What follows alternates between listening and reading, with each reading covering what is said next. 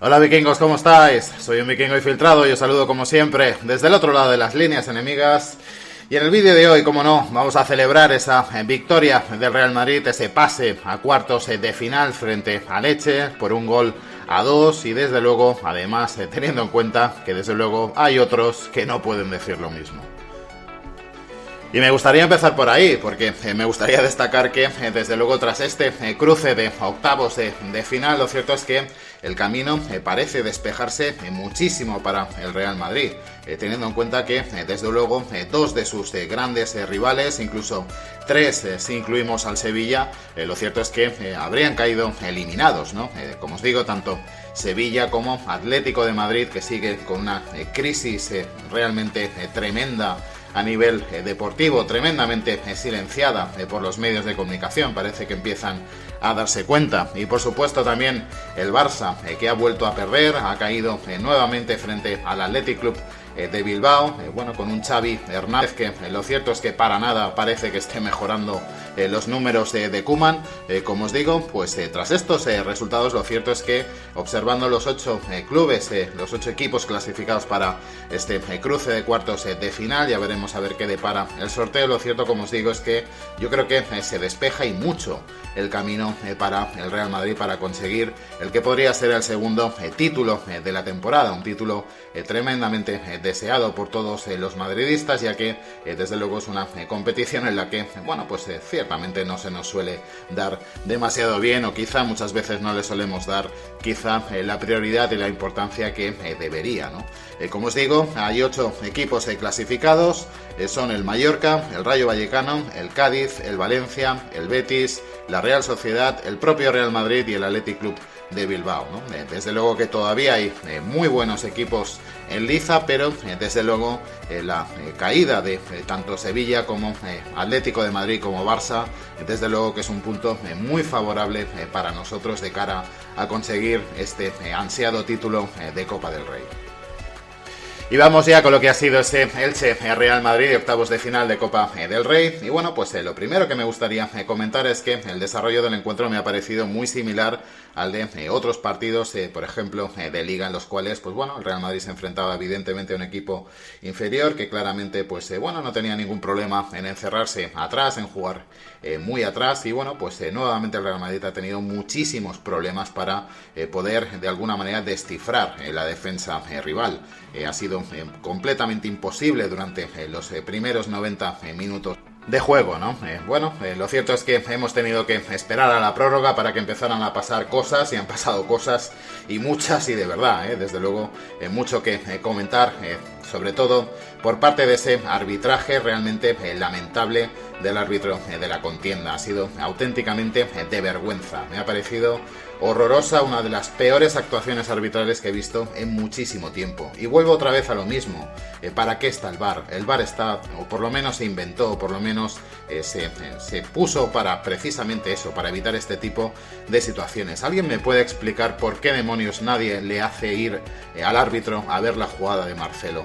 Para que lo compruebe, para que vea que realmente Marcelo lo que hace es tocar el balón. ¿Alguien me puede explicar por qué demonios la tarjeta de Toni Kroos? ¿Alguien me puede explicar cómo se puede permitir eso? Una jugada en la que Toni Kroos ni siquiera hace ningún tipo de entrada. Simplemente es el jugador de Lecce bailando la Macarena. Descaradamente. Es una auténtica vergüenza. Yo espero desde luego que el Real Madrid recurra tanto en la tarjeta roja a Marcelo como en la tarjeta amarilla a Toni Kroos, pero lo cierto es que una vez más ha estado a puntito de costarnos muy caro.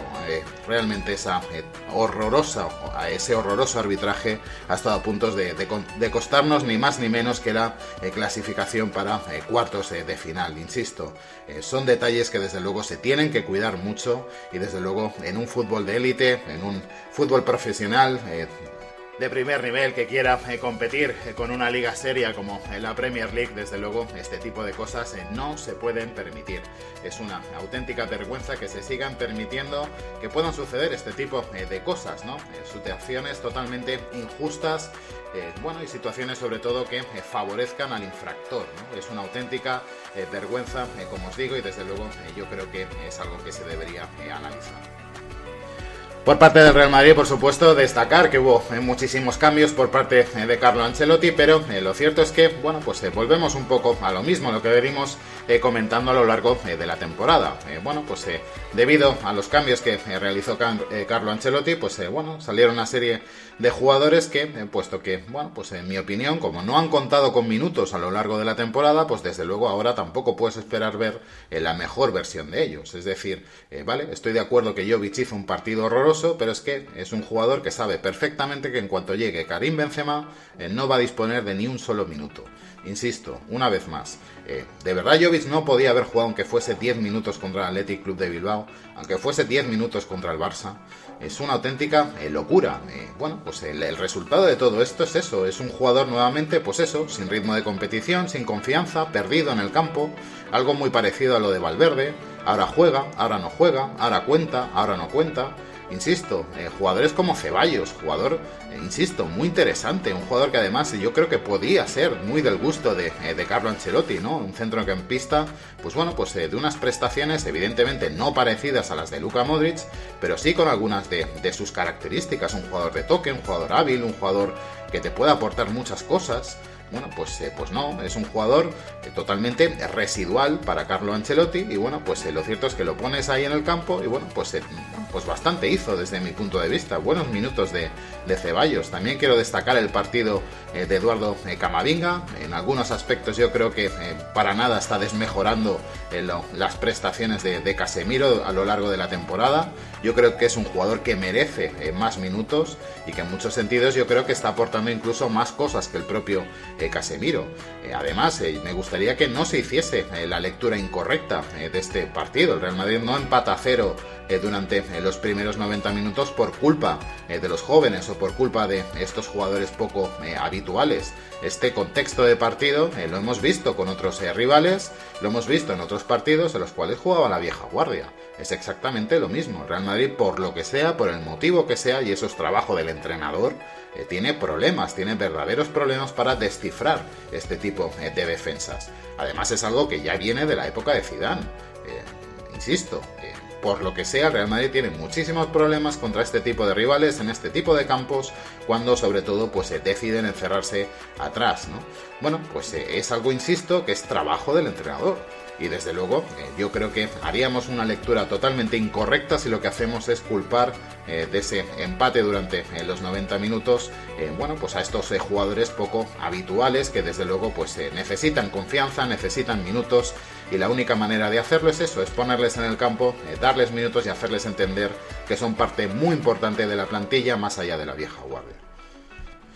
Y caso aparte para mí es el tema de Eden Hazard. Es un jugador que, bueno, pues ayer demostró lo que es, lo que puede ser en una buena versión de Eden Hazard, pero desde luego la mejor versión de Eden Hazard, a no ser que lo vayas a vender ya, yo creo que con Hazard hemos llegado a ese punto, es decir, es un jugador que, bueno, una de dos, o consigues venderlo, consigues desprenderte de él de una vez, o bien intentas aprovecharlo lo máximo posible. Bueno, y si no consigues venderlo, pues insisto, habrá que intentar sacarle el mayor provecho posible. Es un jugador que todavía tiene contrato y todavía tiene varios años de contrato con el Real Madrid. Por lo tanto, bueno, es absurdo, es totalmente absurdo que si está en condiciones físicas de poder jugar, no se le use más, no se le utilice más. No he acabado de entender por qué demonios no dispuso tampoco de ni un solo minuto durante la Supercopa. Que estamos hablando de Eden Hazard, que es un jugador de muchísimo nivel, que vale, que de acuerdo, desde luego que no es ni la sombra del jugador que fue, pero que es un jugador que en un momento determinado pues es capaz de hacerte cosas como las que hizo ayer contra el Elche, decidiendo el partido. Es así, es así. Sí, es un jugador indolente, es un jugador que muchas veces parece que no esté, es un jugador que muchas veces parece que no se pueda ir de nadie, pero tiene eso, tiene esa capacidad de, oye, mira, en un momento determinado coger un balón en carrera y bueno, pues irse completamente del portero y marcar a puerta vacía.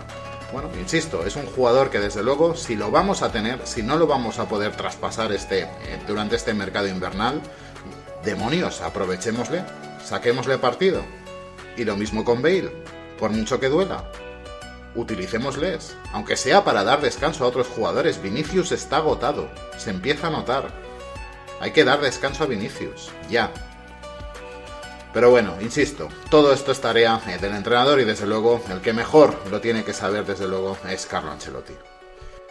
En conclusión, el paso de gigante del Real Madrid, a pesar de todo, a pesar del arbitraje y a pesar de la, en mi opinión, nefasta gestión que está haciendo Carlo Ancelotti de los minutos, del reparto de minutos para los jugadores de la plantilla.